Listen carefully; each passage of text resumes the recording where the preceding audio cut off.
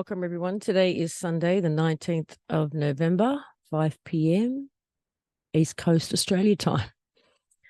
I'm going to play it safe and not put camera on today because I am literally tethering off my phone and I've got 2 bars.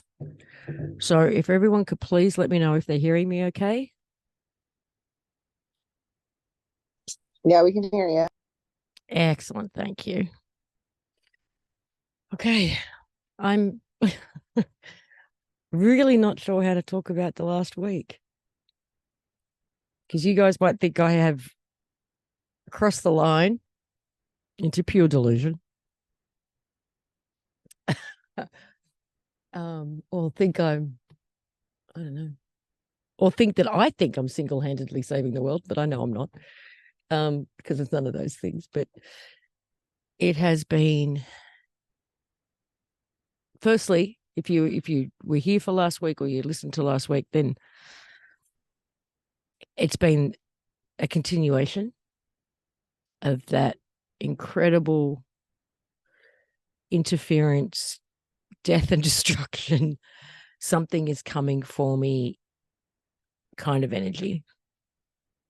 And everything changed.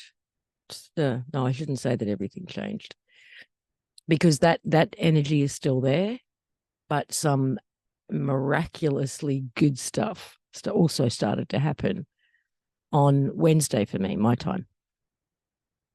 And if you were at the last, like the webinar workshop that we did, and we played with the whip energy, and I talked about dancing with energy.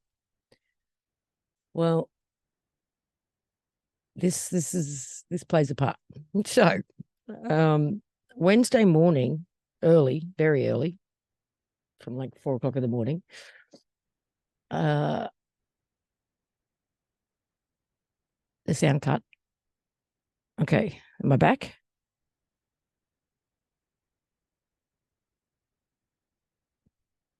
Can you guys hear me?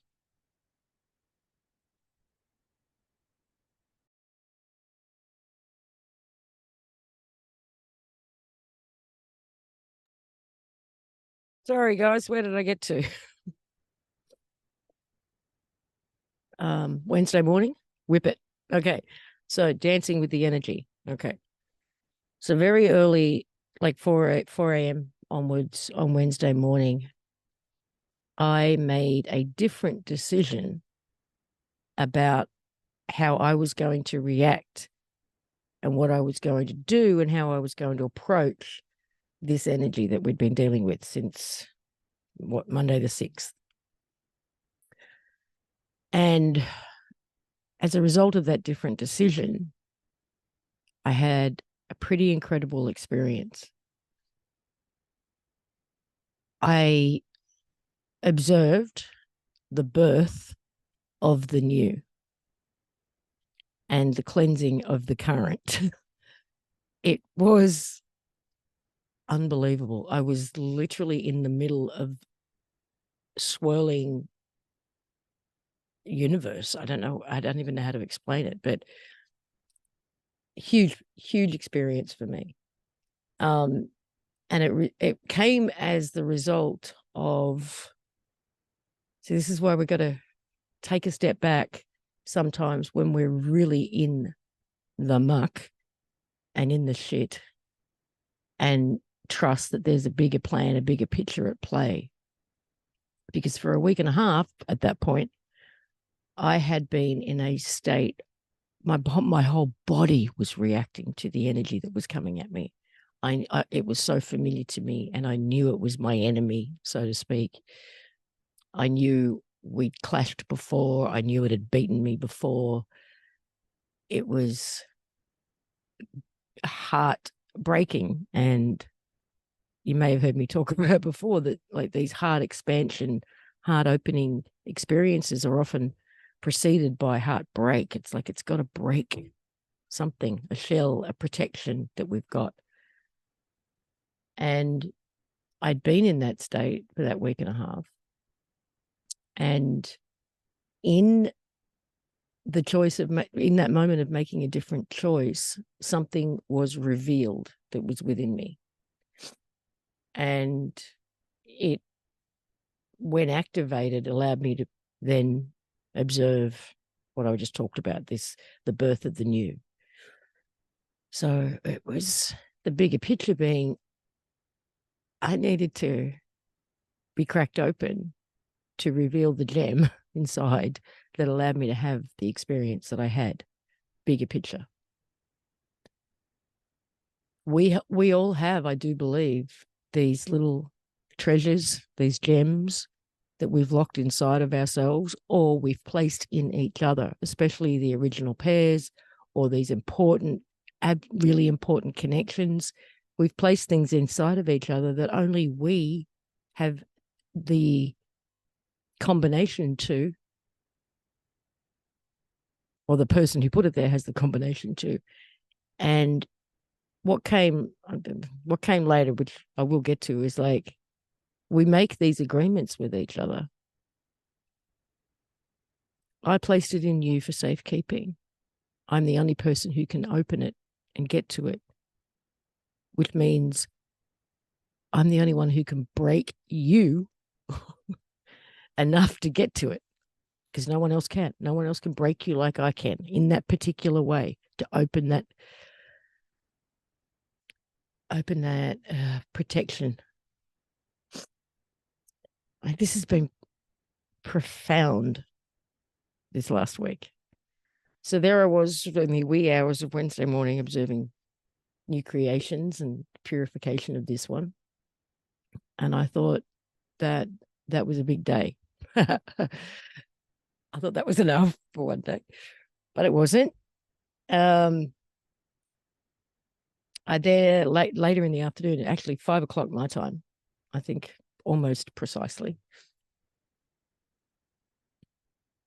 At 5 p.m., I got the that pull to start dancing. I'd start dancing with the energies. And I had no idea what I was going to do. But it just started with heart code and pumping that out into the construct, doing all that stuff, seeing where it went. And then, and from that morning, after my experience that morning, I had a lot of energy. Okay, this might be too much information, but I had a lot of sexual creative energy sitting in me. And I had this feeling it was for a purpose, but I didn't know what that purpose was. And so I start playing with the energies. And next thing I know, there is an army. I could only say an army because it was as far as I could see of lions. And I mean, actual four-legged real lions gathering behind me. And I realized I was doing some kind of tribal war dance. And I could feel this staff in my hand at one point.